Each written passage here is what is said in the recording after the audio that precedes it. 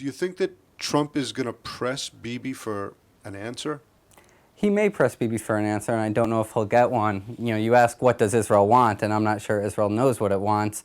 You have, half the country saying, that they back up. Netanyahu know what he wants. It's Netanyahu that's going to sit in that meeting with Trump. Is there any Right. chance he will give a very clear message to Trump of what it is that he's hoping to get from the United States? I don't think so. I think a main criticism that's been leveled against Netanyahu over the last 7 or so years is that he's an expert at managing the conflict, not actually doing anything about it, but just being able to play sides off each other and stay in power that way.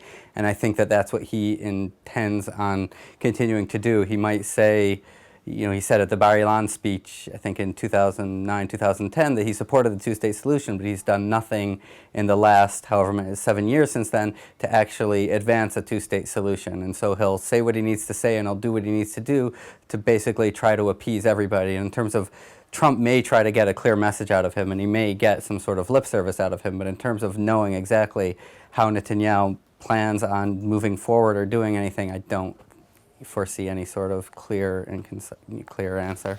Well, based on your answers until now, and even on my questions until now, it seems like the issue of moving the U.S. Embassy from Tel Aviv to Jerusalem has kind of been put on a back burner, hasn't it? Yeah, that's what it seems to be.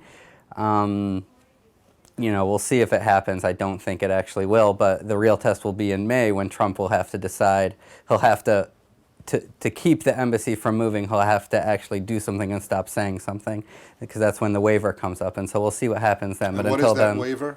That is the congressional waiver from 1995 that calls on the U.S. to move the embassy from Tel Aviv to Jerusalem, but there is a 6-month waiver to put it off for security reasons. And every president since then has signed the waiver. It's become pro forma to sign the waiver. And that's in May. And that's in May. That'll come up at the end of May. Well, an announcement in May could be a very nice Independence Day gift from the United States to Israel. It could be if you're for moving. Yeah, it could be. We'll see.